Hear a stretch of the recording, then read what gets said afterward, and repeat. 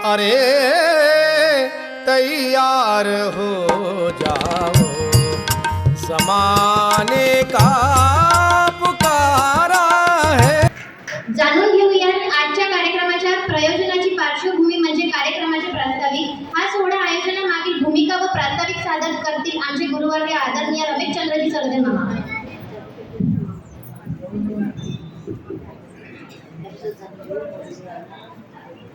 चराचरात वास करणारी गुरुदेव शक्ती ब्रह्मलीन वंदनीय राष्ट्रसंत श्री तुकोजी महाराज कर्मयोगी गाडगे बाबा आणि ज्या निमित्ताने हा सोहळा आपण अनुभवत आहोत, आनंद घेत आहोत, तो आदर्श ध्वजवंदन कार्यक्रम सोहळा। तर सकाळी 9:30 वाजतापासून खूप मंडळी या ठिकाणी उपस्थित होती आणि लहान लहान मुलं दिवसभर म्हणजे जवळजवळ 1-1.5 वाजेपर्यंत त्यांनी आपली कला सादर केली। व्यक्तिमत्व विकास म्हणून या स्टेजवर ते आले। काही काही विद्यार्थी तर असे होते की त्यांचा पहिला दिवस होता आणि हे एवढं करण्यामागं एकच उद्देश होता की आजचा दिवस एवढा साधा नाही आहे, त्यातल्या त्या साऊंसाठी तरी नाही। साऊ म्हणजे की साधारण नाही आहे। एवढं मोठं गाव असताना एवढे याच्यातून आपल्याला हा आदर्श कसा घडवायचा आणि या विद्यार्थ्यांना या सुमार्गावर कसं आणायचं म्हणून आपण सतत धडपडत होतो आणि आजचं आयोजन आपण केलेलं आहे। वास्तविक पाहता आजच्या दिवसाला कोणी कोणाचं मानायला तयार नाही। म्हणजे आता बऱ्याच भाषणामधून आपण ऐकलं की बापाला मुलाला खाना द्यावा तर मुलगाच बापाच्या खांद्यावर जात आहे आणि परिस्थिती अशी की आज एवढं सांगूनही 15वं वर्ष आपलं हे आहे, पण फार काही तेवढं एकदम जरी होत नसन पण तरी थोडा परिणाम होत आहे।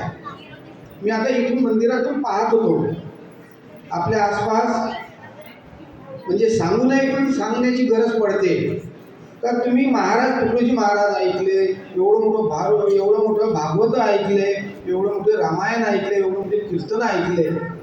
याची बायको त्याच्या नवऱ्याला कलर लावते, त्याचा नवरा याच्या बायकोला कलर लावते, याचं कोणचं नातं आहे तुमचं? हे मी नजरेनं पाहिलेलं आहे। आज मी जरी मंदिरात होतो एवढा आनंद येते का तुम्हाला? म्हणजे आज आपण पाहून राहिलो ना परिस्थिती, सत्य परिस्थिती आहे, खोटं नाही सांगत। कोणाची बायको कधी पडून जाईल आता नेम नाही राहिला। तुम्हाला अनुभव आहे, तुम्ही ऐकला आहे, पाहिला आहे म्हणून तर आपल्या लेकराचाही विचार करत नाही। तुम्हाला 2 वर्षाचं लेकरू आहे का, मला 4 वर्षाचं लेकरू आहे, कोणाला तर 15 वर्षाचे लेकरू आहे, तरी पडण्याची इच्छा आहे अजूनही। खूप धावपळ सुरू आहे आणि याचं ट्रेनिंग कोण्या दिवशी होते? धुलीवंदनच्या दिवशी होते। खरी गोष्ट रंग लावाच्या निमित्तानं जाते आणि तिथं परिचय होऊन जाते, तिथून मग मोबाईलवर कार्यक्रम सुरू होऊन जाते। तर थोडीशी शरम नाही आम्हाला, म्हणजे अरे तुम्ही घर उद्ध्वस्त करून जाता, एवढं चांगलं सोन्यासारखा संसार टाकून जाता, काही थोडीशी शरम वाटायला पाहिजे। आणि जास्तीत जास्त याला सगळ्यात कृषिकांनी बाया जास्त आहे। तुमची उपस्थिती चांगली आहे म्हणून तुम्हाला म्हणायचं हरकत नाही। तर तुम्ही जर मनावर घेतलं ना तुम्ही घराचा स्वर्ग करू शकता, परंतु तुम्ही घराचा कोण्या दिवशी सत्यानाश करायला सांगता येत नाही। ही आमची पोटतडकीनं ग्रामगीतेच्या जिव्हाळ्यानं आमची हे तळमळ आहे। म्हणून हा प्रसंग होऊ नये म्हणून हा उत्सव म्हणजे लहान लेकरांना तरी चांगलं वळण लागलं पाहिजे। मायबापा समजत नाही तर माझ्या लेकराला कसं वळण लागलं पाहिजे। मला काय करणं आहे अश्विनी? काही आहे का मागं पुढं? नाही ना? मग काहून आम्ही एवढं तळमळतो? आम्हाला पैसे मागायला जावं लागत नाही, पैसे जाग्यावर मिळाले वर्गणी, नाही तर सांगून द्या आम्ही वर्गणी फिरलो काय तुम्ही तर नाही। पण काहून ज्या लोकांचा जिव्हाळा आहे, आमचे उत्तमरावजी असो, सोनने गुरुजी असो, आमचे प्रभाकररावजी बोंद्रे असो, प्रशांतभाऊ काकुरे असो, प्रमोद बिजवे असो, ह्या लोकांनी स्वतः आम्हाला सांगितलं ही वर्गणी आमच्याकडून घ्या आणि हा कार्यक्रम करा। अमोल भाऊ छोटे सारख्यानं स्वतः सांगितलं इथे जेवण द्या माझ्याकडून, पण मी म्हटलं नाही, आमचा विषय जेवणाचा नाही, हे जे पडणाऱ्या बाया जे आहे ना, यायचे आपल्याला गावात थांबायचं आहे. कोणाच्या मनात कशी पडली सांगता नाही येत, गवा कोणाला चाटली सांगता नाही येत. तर हे चांगले संस्कार झाले पाहिजे. म्हणून एवढा जिव्हाळ्याने आमचा प्रयत्न आहे. सगळ्या लेकरायले, बरोबरच्या लेकरायले भाषण लिहून दिले. खाऊन दिले तर याने त्यांना आमचं इथं लेकरू समोर आलं पाहिजे, स्टेजवर आलं पाहिजे, चांगलं खाऊन पाहिजे, सगळं झालं पाहिजे. परंतु आमच्या मनात वेगळंच आहे. आम्ही भागवत ऐकतो, मान डोलवतो, होमामध्ये आहुत्या टाकतो, पूजा करतो, दिंड्या काढतो, गावगावी पालख्या नेतो, पण ती शेवटी उलट्या घागरीवर पाणी होते. असं होऊ नये. आता हे पोरगी आहे, कल्याणी किरटकर आहे, आपली गायत्री आहे, श्वेता आहे. म्हणजे ह्या पोरी अजूनही चांगल्या मार्गाने चिकटून आहे. आता त्या नजरेनं दिसते म्हणून त्यांचं नाव घेतो. अशा अनेक मुली आहेत चांगल्या मार्गाने चिकटून आहे. आणि गायत्रीचा तर गौरव करणं फार म्हणजे कठीण आहे. एवढ्या कार्याच्या आपल्या एवढ्या काटोलच्या सेमिनारमध्ये, कम्प्युटर सायन्सच्या सेमिनारमध्ये ते एवढ्या याच्यातून हजारो विद्यार्थ्यांमधून 3रा नंबर येणं. तिचे वडील नाही आहे, वडील अटॅकनं वारले, आई पॅरालिसिस नाही, भाऊ लहान आहे. एवढ्या याच्यातूनही अजूनही प्रार्थनेला येते. आमचे ते छटाक पुरी असत तर ते नाही आम्ही पाठवायला. ते आज कॉलेजची BSc सायन्सला फायनलला पोरगी आहे, तरी प्रार्थना केली. म्हणलं बाई तू येत नको घेऊ, तुझ्या घरी कोणी नाही आहे, तू ट्युशनही घेतो, पण तरी ते येणं सुरू आहे. याच्यासाठी आमचा आग्रह आहे तर तुमच्या लेकरांना इथं पाठवा, प्रार्थनेला पाठवा, इथं पाठवा, कुठे मंदिरात पाठवा, कुठे तुमच्याकडून कसं करा, परंतु लेकरांना चांगल्या वळणावर तुम्ही लावा.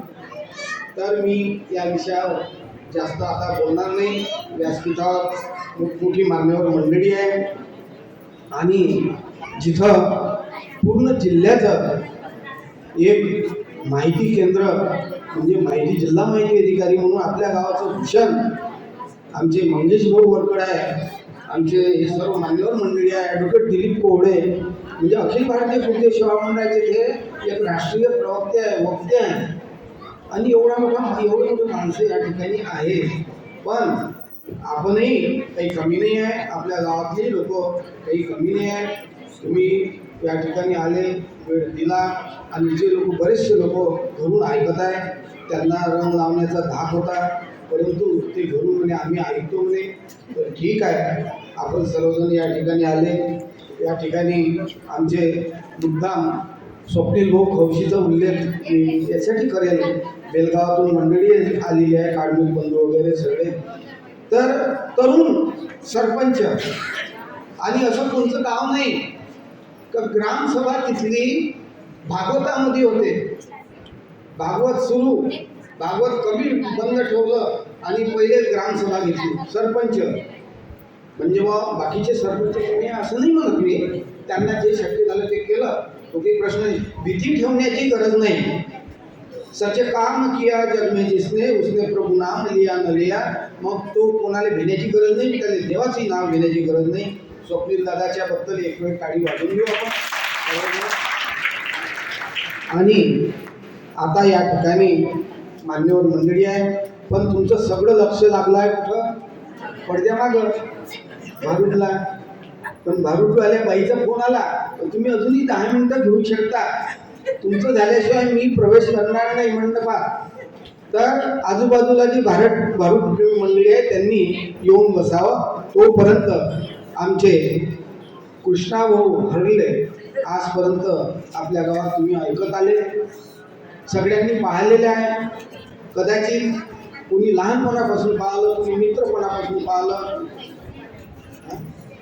हो, तर कृष्णाभाऊचं स्वागत राहिलं होतं, त्यांचं पुस्तकाच्या वेळेस खूप म्हटलं आपण. तर काही हरकत नाही. कृष्णाभाऊ आपले हरले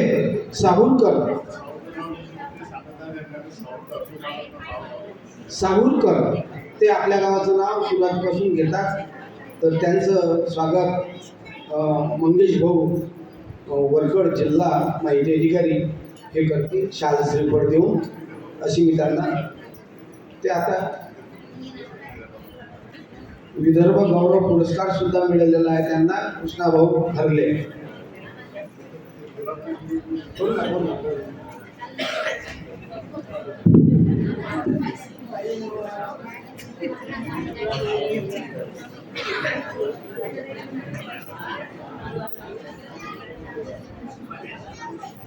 माणूस म्हटला की त्यांच्या हाताला काही ना काही चांगलं होते तर काही काही वाईटही होते, काही काही चुकाही होऊ शकते.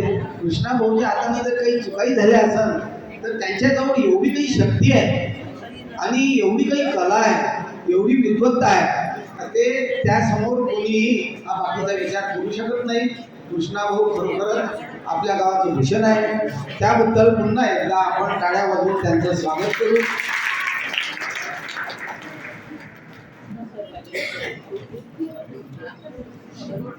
तर याचबरोबर आता इथंच उभं राहून आपण आपल्या ग्रंथात, आपल्या काव्यसंग्रहाचं सुद्धा प्रकाशन करूया.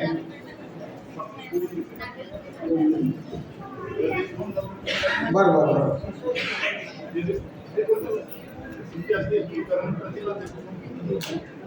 नाही नाही, देऊन द्या कृष्णा भाऊ, हा या प्रति देऊन द्या. जे मंडळी आहे कृष्णा भाऊनं एवढे वर्ष झाले ज्या काही कविता केल्या त्यांनी सादरही केल्या, त्यांना अनेक पुरस्कारही मिळाले आणि त्याची परिस्थिती नव्हती एवढी, तरी पण त्यांनी इकडून तिकडून एवढं प्रयत्न करून हे पुस्तक आपल्या प्रकाशनात आणलेलं आहे. आणि विशेष म्हणजे मागच्या पानावर माझा फोटो छापला त्यांनी आणि माझी प्रस्तावना सुद्धा छापलेली आहे.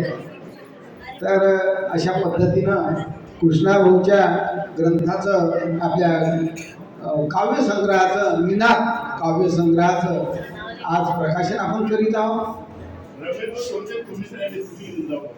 मी तर घेणार